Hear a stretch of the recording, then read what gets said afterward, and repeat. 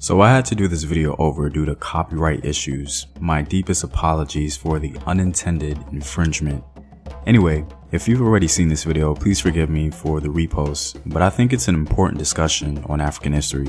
Moorish history is probably top 3 as it concerns mainstream African history. The African diaspora can't seem to get enough of it. The Moors represent so many different things to us as Afro-descendant people, but perhaps the most valuable thing this history achieves for us is a sense that Afro-descendant people achieved glory. Why?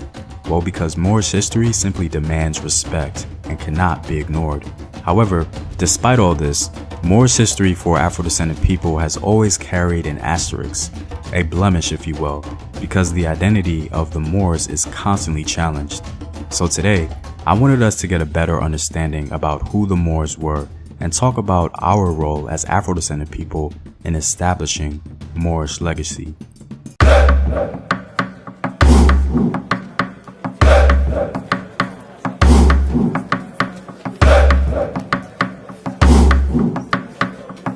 What up African world, it's Swamp here and welcome back to another video of African history, culture, and worldview. By supporting this channel on Patreon, you're helping in the creation of these videos and supporting this content. If you'd like access to full courses and sources, or you simply want to show your support, you may do so by clicking the Patreon link in the description box below. The term Moor itself consistently referred to Muslims from North Africa, whether they were referring to the various Amazigh populations or other Africans who originated further south in places like Senegal, Guinea, or Mali. Despite what we in the diaspora may think, the term Moor is very broad and it's been used interchangeably between these two populations and was never used exclusively to refer to either of them in the literature. In some occasions, you'd even hear Europeans differentiating between the so-called white Moors and black Moors. There are many Moorish dynasties we can discuss, but my focus will be the Almoravids and the Almohads, so please keep that in mind. When the African diaspora thinks about a Moor, they tend to think of the black soldiers or rulers who conquered Spain, but we hardly ever refer to the names of the actual dynasties who accomplished this. It's important to be specific when speaking about Moorish history. When Islam spread across North Africa in the 7th century, many Africans converted and created their own Islamic armies to further the cause. These armies later became known as the Moors to various Europeans. It may surprise some of us to learn that black soldiers have been used in the Middle East since ancient times. They were not new. It was only because of the mobilization of Islam and the great number in which various Africans joined forces that they then became known as Moors later on in history. Under various Persian rulers, Africans were employed as mercenaries in armies to help conquer and control new regions. Africans in Nubia specifically had a world-renowned reputation for being excellent archers, and their services were in high demand. Even before the Arabs swept across North Africa, black soldiers were present in their armies. One of the earliest mentions of a black soldier, or what Europeans would later refer to as a Moor, was named Washi. Washi lived during the time of Muhammad, and it was said that he distinguished himself in battle, especially during the capture of Mecca.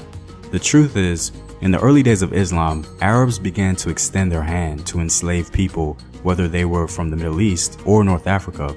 They began to entice them to join their armies, and in return, they would gain freedom.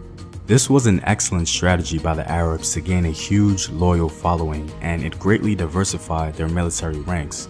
Over time, this strategy began to be used amongst the Amazigh populations who converted to Islam. In the 9th century, North African slave armies became more desirable as ambitious Amazigh governors sought them out to create autonomous principalities. They believed these soldiers from Inner Africa would be loyal to them in totality because they didn't come from the ethnic group of the governor, and so was not invested in the needs and concerns of the majority population. The North African caliphs themselves began to adopt this tradition to comfortably enforce their power and not worry about any Arab or Amazigh dissidents. In other words, the recruitment of black men further south became the very backbone of Moorish supremacy. Now, it's important to understand that black soldiers were always used in Islamic armies even before the 9th century, but they did not become supreme, if you will, until about this time. For example, under the Umayyad dynasty, the first emir of Cordoba in Spain, Abd al-Rahman I, who came to the throne in 756, was known to have kept a large personal guard of black troops. He founded the Muslim dynasty that ruled a large portion of Spain for nearly 3 centuries, and all his successors used black soldiers, especially to maintain order. Now here's where a lot of the confusion comes in. People may look at early Moorish history and say, well, the Moors were black people. However, we can't ignore the presence of Arab or Amazigh soldiers. In fact, at various times in Moorish history, there were more Arab and Amazigh soldiers than black soldiers, especially before the 9th century. If there is to be any value in the statement of saying the Moors were black people, we have to keep in mind that it's time sensitive, because when discussing events before the 9th century, we can only use it to express how black soldiers were used to reinforce the Sultan's power. When the 9th century arose, the face of the Moors began to change fairly quickly. Ahmad Tulun, who came to power in 884, the first independent ruler of Muslim Egypt, began to rely heavily on black soldiers, most of which came from Sudan, many of them Nubian.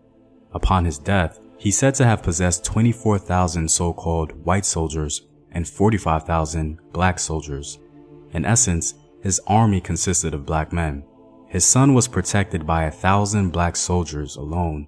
One chronicler had this to say, wearing black cloaks and black turbans, so that a watcher could fancy them to be a black sea spreading over the face of the earth because of the blackness of their color and of their garments, with the glitter of their shields, of the chasing on their swords, and of the helmets under their turbans.